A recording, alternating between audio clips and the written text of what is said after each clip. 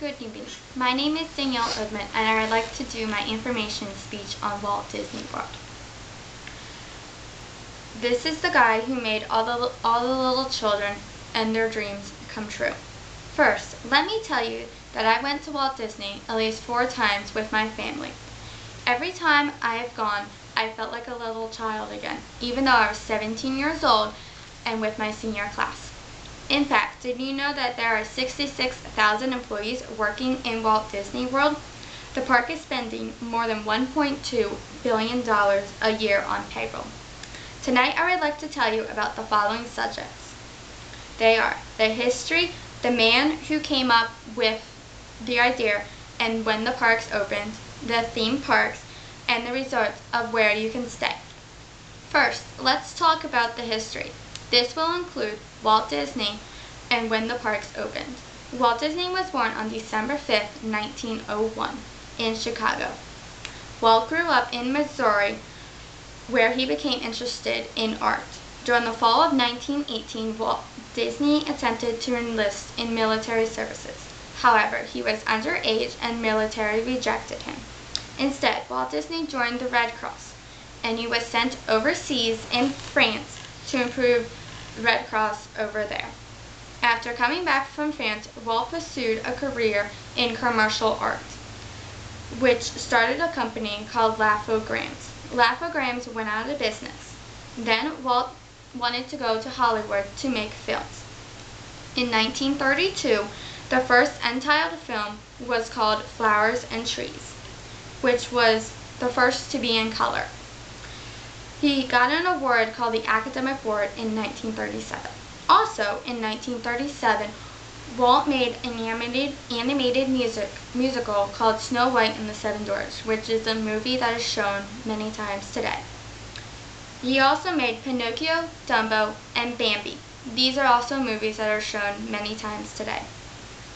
According to Royal Disney, which is Walt Disney's son, the logo and name for Disney was named after Walt Disney World. Now for the park's history. In 1951, Walt opened Disneyland in California. He died in 1966 and never got to see his vision come true. Walt's son, which is Roy, took over and opened the other parks. In 1971, Magic Kingdom opened. In 1982, Epcot opened. In 1989, Disney's Hollywood Studios opened. And in 1992, Disney's Animal Kingdom opened. With all that history, let me tell you about the parks. Let's review when the parks opened. In 1971, the Magic Kingdom opened. In 1982, Epcot opened. In 1989, Disney's Hollywood Studios opened. In 1992, Disney's Animated Kingdom Magic opened. Location was a key for Walt for choosing another place to have his park. Did you know that Walt Disney World wanted to have the park by the Mississippi River? But Walt found Florida to be a much better location. He started to think of how the park was going to look on paper first. In the Magic Kingdom, they have the Cinderella Castle, which is where I would like to stay every day. In Epcot, they have Spaceship Earth, which is where you can get a picture taken with your family. In Disney's Hollywood Studios, they have the Sorcerer's Hat, which is where you can find that souvenir in the park. In Disney's Animal Kingdom, they have the Trees of Life. They also have parades and fireworks every night, and you won't go hungry at Disney World. There is enough food from pizza to seafood to steak to tacos to fried chicken to ice cream. Something for everyone to enjoy. Also, each park has many rides for all children to enjoy.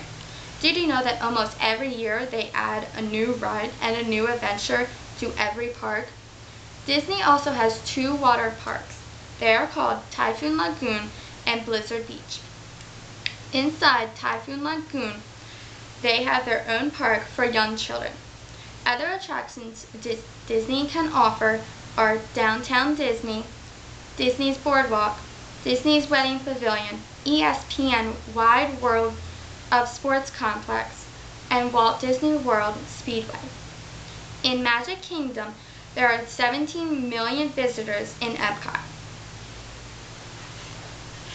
In Epcot, there are 10.9 million visitors. In Hollywood Studios, there are 9.51 million visitors. And in the Magic Kingdom, there are 9.49 million visitors a year. Disney's characters are around the parks and ready to photograph your family at any time.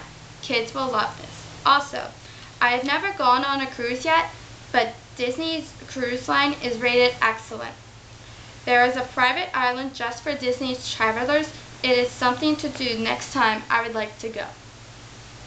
Given the park's information, I'm sure you are wondering where you can stay. Did you know that Disney has 32 resorts and hotels located on Walt Disney World property?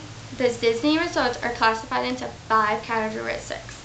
They are deluxe, moderate, value, Disney's Vacation Club, and campgrounds. Most of the on-site properties are only 1 mile away from the parks. If your resort, hotel, or campground is more than a mile away, you can take the Disney's Magical Express, which has many benefits for you, starting from the airport and transportation, and there is no need for you to rent or park a car at every park.